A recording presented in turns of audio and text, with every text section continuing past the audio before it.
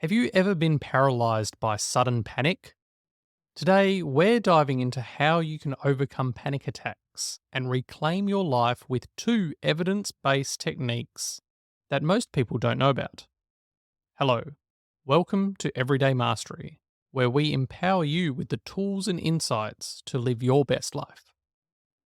First and foremost, let's take a look at what happens during a panic attack.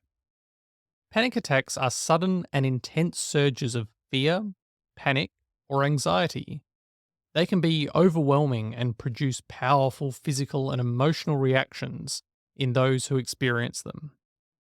People often describe feeling as though they're having a heart attack or fearing that they're losing their grip on reality. These episodes can happen unexpectedly and without any apparent trigger, making them even more daunting for the individuals experiencing them. To really understand panic attacks, it's essential to delve deeper into our body's natural responses to stress and threats. Historically, our ancestors lived in environments where they constantly faced threats to their survival, such as predatory animals. As a result, the human body evolved a mechanism called the fight or flight response. When presented with immediate danger, this inbuilt alarm system would engage, flooding the body with adrenaline and other hormones. These chemicals prepared our ancestors to either confront the threat, fight, or flee away from it, flight. This rush of hormones causes various physiological changes. The heart rate speeds up to pump more blood to the muscles.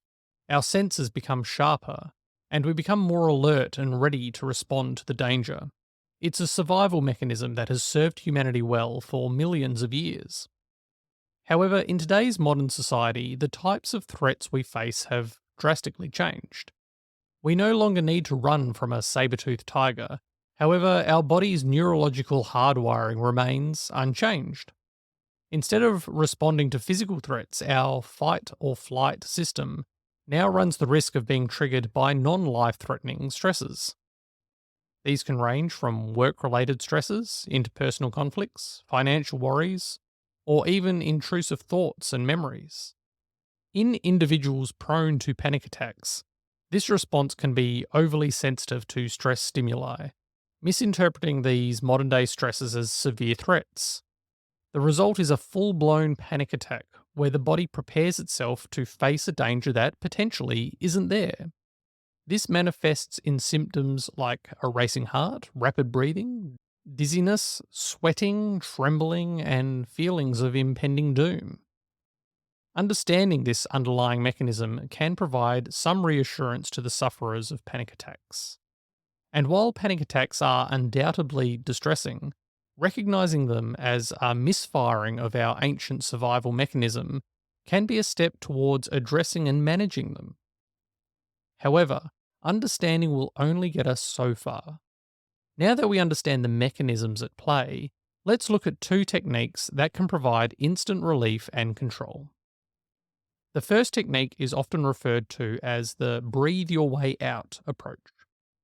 When caught in the whirlwind of a panic attack, one of the simplest yet most effective strategies you can employ is controlled breathing. Why is this so important? During an attack, your breath often becomes quick and shallow, which exacerbates feelings of anxiety and stress. By consciously shifting to slow, deep breaths, you're taking control and signaling to your nervous system that it's time to calm down. Here's a simple technique to try. Close your eyes. Inhale deeply through your nose for a count of 4. Hold that breath for a count of 4. Exhale slowly through your mouth for a count of 4. Repeat this cycle until you feel a sense of calm returning. Controlled breathing does more than just redirect your focus. It taps directly into your body's physiology. Panic attacks typically induce hyperventilation, where rapid, shallow breathing can lead to a decrease in the carbon dioxide level in your bloodstream. This can cause symptoms like dizziness, lightheadedness, and a sensation of breathlessness, all of which can heighten the feeling of panic. By practicing slow, deep breaths, you're effectively rebalancing the oxygen and carbon dioxide levels in your blood. This physiological adjustment helps alleviate some of the symptoms associated with panic attacks, making you feel more grounded and in control. In essence, by controlling your breath, you're taking direct action against the very mechanisms of the panic attack, providing immediate relief. The second approach falls into the broad category of grounding techniques. If you've ever felt like you're floating away or losing touch with reality during a panic attack, grounding techniques can be your anchor to the present moment. One particularly effective method is the 5-4-3-2-1 technique. This sensory exercise is designed to bring your attention back to the here and now by using your five senses. Here's how to do it. See. Identify 5 things around you that you can see. It might be a tree outside the window, a picture on the wall, or the colour of your shoes. Touch. Find 4 items you can touch. This could be the fabric of your clothing, the surface of a table, or the warmth of a coffee mug. Hear. Listen carefully and identify 3 sounds. It could be the ticking of a clock, birds chirping outside, or distant traffic noise. Smell. Recognize 2 things you can smell. If you're indoors, maybe there's the scent of fresh laundry or a lingering aroma from lunch. If you can't immediately identify 2 scents, considering moving to another location or thinking of your favourite scents. Taste. Lastly, identify 1 thing you can taste. It could be the aftertaste of a drink, gum, or a snack you had earlier. If not, consider keeping a small candy or piece of gum on hand as a helpful tool for this step. Grounding techniques, like the 5-4-3-2-1 method, work wonders for panic attacks because they pull you away from the intangible fears and sensations of anxiety and place you firmly in the tangible present. Panic attacks often create a sense of detachment or unreality. Grounding exercises counteract this feeling by forcing your brain to engage with the immediate environment.